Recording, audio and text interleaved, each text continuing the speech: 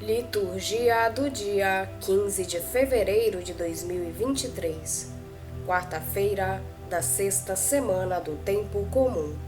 Primeira leitura. Leitura do livro do Gênesis. Passados 40 dias, Noé abriu a janela que tinha feito na arca e soltou um corvo, que ficou revoando até que secassem as águas sobre a terra. Soltou também uma pomba para ver se as águas tinham baixado sobre a face da terra. Mas a pomba, não achando onde pousar, voltou para junto dele na arca, porque as águas ainda cobriam a superfície de toda a terra. Noé estendeu a mão para fora, apanhou a pomba e recolheu-a na arca. Esperou então mais 7 dias e soltou de novo a pomba. Pela tardinha ela voltou, e eis que trazia no bico um ramo de oliveira com as folhas verdes. Assim Noé compreendeu que as águas tinham cessado de cobrir a terra. Esperou ainda 7 dias e soltou a pomba, que não voltou mais. Foi no ano 601 da vida de Noé, no primeiro dia do primeiro mês, que as águas se retiraram da terra. Noé abriu o teto da arca, olhou e viu que toda a superfície da terra estava seca. Então Noé construiu um altar ao Senhor, e tomando animais e aves de todas as espécies puras, ofereceu holocaustos sobre o altar. O Senhor aspirou o agradável odor e disse consigo mesmo: Nunca mais tornarei a amaldiçoar a terra por causa do homem, pois as inclinações do seu coração são más desde a juventude. Não tornarei também a ferir todos os seres vivos como fiz. Enquanto a terra durar, plantio e colheita, frio e calor, verão e inverno, dia e noite, jamais hão de acabar. Palavra do Senhor. Graças a Deus. Salmo responsorial é o de número 115. Ofereço ao Senhor um sacrifício de louvor. Que poderei retribuir ao Senhor Deus por tudo aquilo que Ele fez em meu favor? Elevo o cálice da minha salvação, invocando o nome santo do Senhor. Ofereço ao Senhor um sacrifício de louvor. Vou cumprir minhas promessas ao Senhor, na presença de seu povo reunido. É sentida por demais pelo Senhor a morte de seus santos, seus amigos. Ofereço ao Senhor um sacrifício de louvor. Vou cumprir minhas promessas ao Senhor, na presença de seu povo reunido, nos átrios da casa do Senhor, em teu meio, ó cidade de Sião. Ofereço ao Senhor um sacrifício de louvor. Evangelho de Jesus Cristo, segundo São Marcos. Naquele tempo, Jesus e seus discípulos chegaram a Betsaida. Algumas pessoas trouxeram-lhe um cego e pediram a Jesus que tocasse nele. Jesus pegou o cego pela mão, levou-o para fora do povoado, cuspiu nos olhos dele, pôs as mãos sobre ele e perguntou: Estás vendo alguma coisa? O homem levantou os olhos e disse: Estou vendo os homens. Eles parecem árvores que andam. Então Jesus voltou a pôr as mãos sobre os olhos dele e ele passou a enxergar claramente. Ficou curado e enxergava todas as coisas com nitidez. Jesus mandou o homem ir para a casa dele e lhe disse: Não entres no povoado. Palavra da salvação. Glória a vós, Senhor. O livro do Gênesis apresenta-nos 2 relatos do dilúvio, tal como apresentara 2 relatos da criação.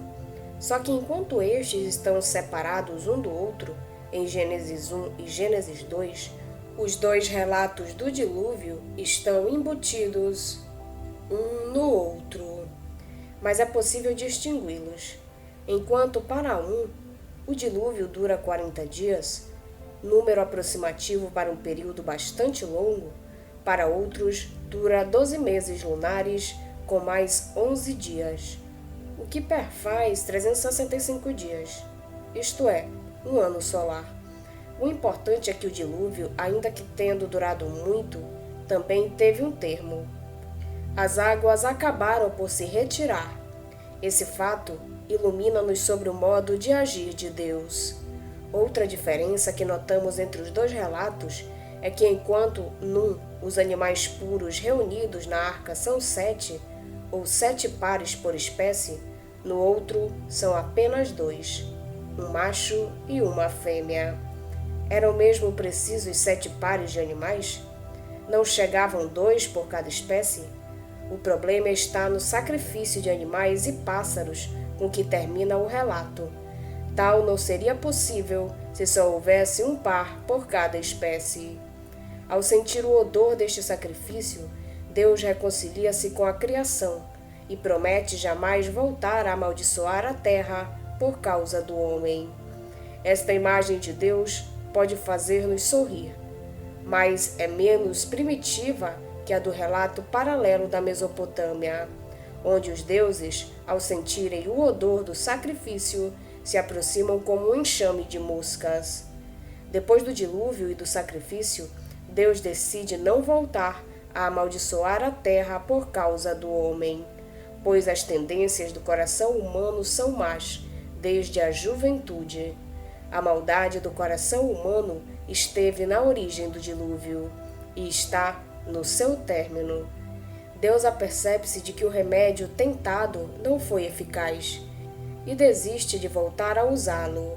Assim verificamos que em Deus, castigo e misericórdia quase se identificam, nascem da mesma motivação.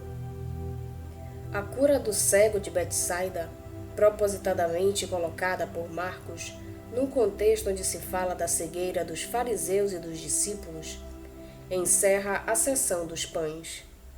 Jesus, mais uma vez, usa a linguagem tátil, não à maneira dos magos, mas para que a pessoa que recebe o prodígio esteja consciente do que se passa.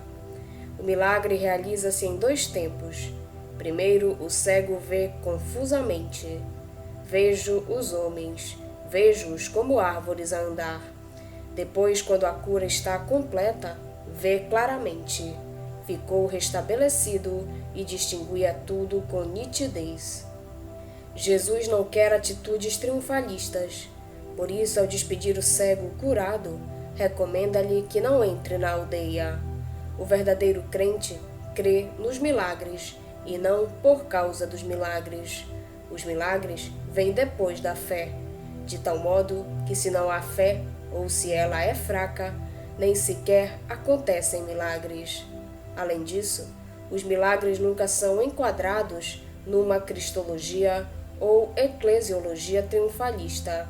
São testemunhos da vinda do Messias que hão de ser contados de modo discreto por aqueles que os receberam.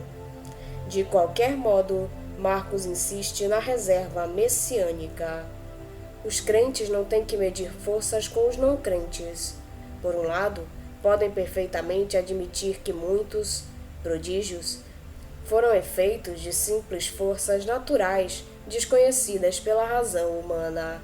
Por outro lado, estão conscientes de que a sua fé não vem dos milagres, mas que os milagres a pressupõem. Mas também têm todo o direito a pressupor que certos acontecimentos são verdadeiros prodígios, pois creem na força sobrenatural de Deus, embora não a possam demonstrar racionalmente. O dilúvio termina gradualmente, à medida que as águas vão secando. Noé procura conhecer a situação da terra, soltando repetidas vezes uma pomba. Quando ela volta trazendo no bico um raminho de oliveira, compreende, e nós também compreendemos, que a misericórdia prevaleceu sobre o juízo, e que a terra é de novo habitável. A pomba, com o ramo de oliveira no bico, torna-se um símbolo de paz. Causa-nos espanto a simplicidade com que Deus muda a sua decisão. De futuro, não amaldiçoarei mais a terra, e não voltarei a castigar os seres vivos como fiz.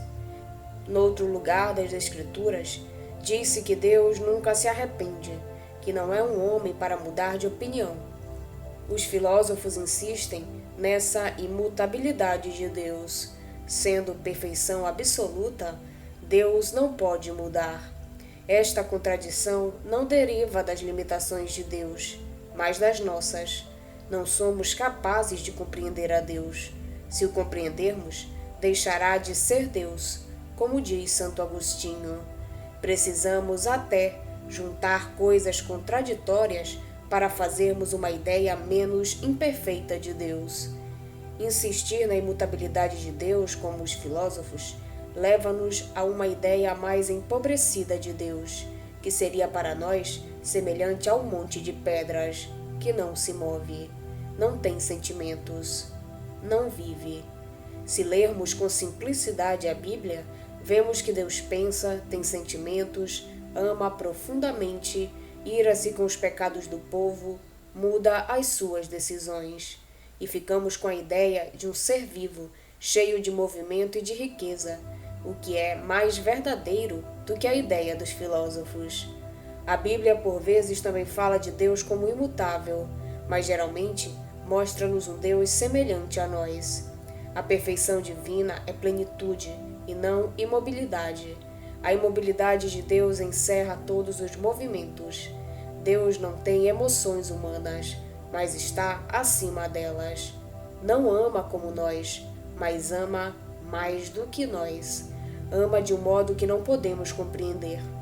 A humanidade de Jesus revela-nos plenamente o modo de ser e de reagir de Deus. Revela-nos o coração de Jesus. Jesus, verdadeiro homem, sofreu, amou, refletiu, fez projetos de vida, foi enganado e traído. Atuou com a simplicidade e a humildade que nos mostra o Evangelho de hoje na cura do cego de Betsaida. Jesus leva-o para fora da cidade, põe-lhe saliva nos olhos, impõe-lhe as mãos e pergunta-lhe: "Vês alguma coisa?" Parece que o milagre ficou pela metade, pois o homem afirma: "Vejo os homens, vejo-os como árvores a andar." Então impõe-lhe as mãos e o milagre completa-se. O cego distinguia tudo com nitidez. O modo humilde e progressivo como Jesus cura o cego de Betsaida ensina-nos que na vida espiritual precisamos de muita paciência. Não podemos estar à espera de resultados imediatos. A nossa compreensão da misericórdia divina avança ao ritmo da nossa cura, que Ele mesmo realiza com muita paciência. Vamos pedir a Deus que nos auxilie no dia de hoje, para que possamos permanecer na sua santa vontade. Pedimos também a intercessão da Virgem Maria e de todos os anjos e santos de Deus. Pai nosso que estais nos céus, santificado seja o vosso nome. Venha a nós o vosso reino, seja feita a vossa vontade, assim na terra como no céu. O pão nosso de cada dia nos dai hoje. Perdoai-nos as nossas ofensas, assim como nós perdoamos a quem nos tem ofendido. E não nos deixeis cair em tentação, mas livrai-nos do mal. Amém. Oração. Acendei, Senhor, em nossos corações a claridade de vossa luz, para que, andando sempre no caminho de vossos mandamentos, sejamos livres de todo erro. Por nosso Senhor Jesus Cristo, vosso Filho, na unidade do Espírito Santo. Amém. Estivemos reunidos em nome do Pai, do Filho e do Espírito Santo. Amém. Tenham todos um abençoado dia. Fiquem na santa paz de Jesus. Se inscrevam no canal, deixem seu like e compartilhem essa mensagem com seus amigos. Um grande abraço e até o próximo vídeo.